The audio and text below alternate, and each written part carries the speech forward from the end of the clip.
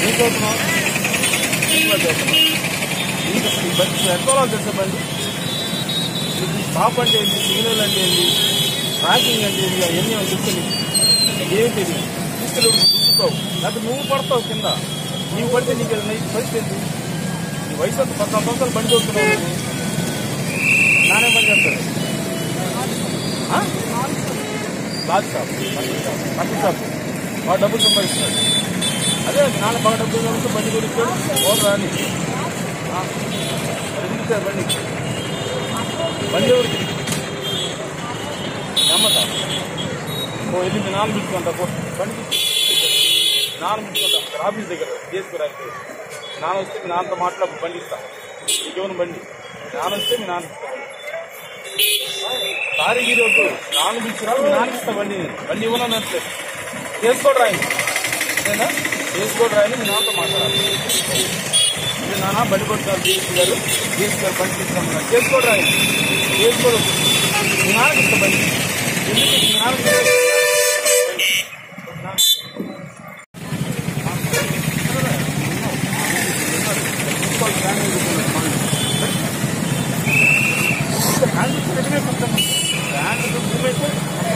పెద్ద పిల్లలు వాళ్ళు ఏమో బుద్ధి పిల్లలు అయితే ట్యాంక్ పెట్టండి.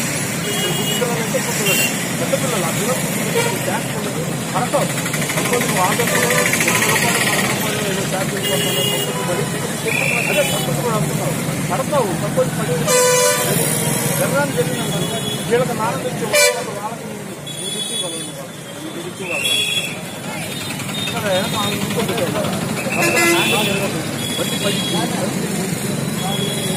మనము ఇచ్చేది ఆలోచించాలి.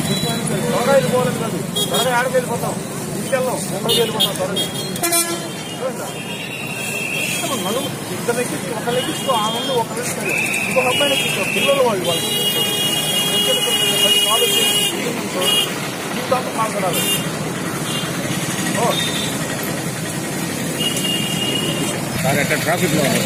Okay sir. కావలి పట్టణంలో ట్రాఫిక్ గురించి చిన్న చిన్న సజెషన్స్ కొంతమంది ప్రజల దగ్గర తీసుకోవడం జరిగింది.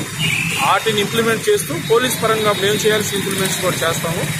మెయిన్ పిల్లలు మైనర్ బాయ్స్ బండ్లు నడుపుతున్నారు, దాని మీద కౌన్సిలింగ్ సెక్షన్ లాంటి వాళ్ళు పెడుతున్నాము. కొన్ని బళ్ళను ఆపటం, వాళ్ళ పేరెంట్స్ని పిలిపించడం, పేరెంట్స్ని పిలిపించి వాళ్ళకి కౌన్సిలింగ్ చేయటం. పిల్లలకు బళ్ళు ఇవ్వద్దు, ఇచ్చినందువల్ల జరిగే యాక్సిడెంట్స్, దానివల్ల జరిగే నష్టాల గురించి వాళ్ళకి వివరిస్తున్నాము.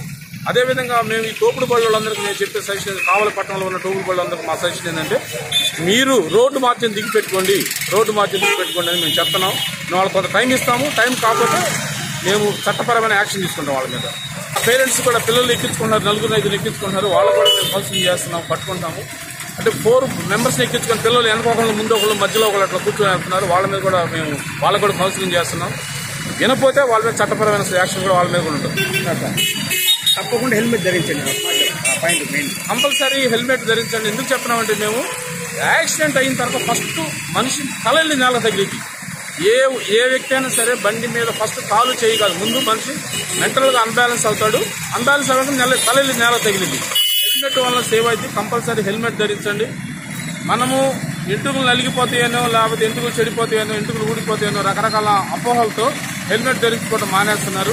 కొంతమంది అయితే హెల్మెట్ కొనుక్కొని వెనక పెట్టుకుంటున్నారు. పోలీసులు కనపడగానే మా కోసం హెల్మెట్ పెట్టుకోవద్దు, మీకోసం హెల్మెట్ పెట్టుకోండి, మీ ప్రాణాలు రక్షించడానికి హెల్మెట్ పెట్టుకోండి అనేది మా నినాదం.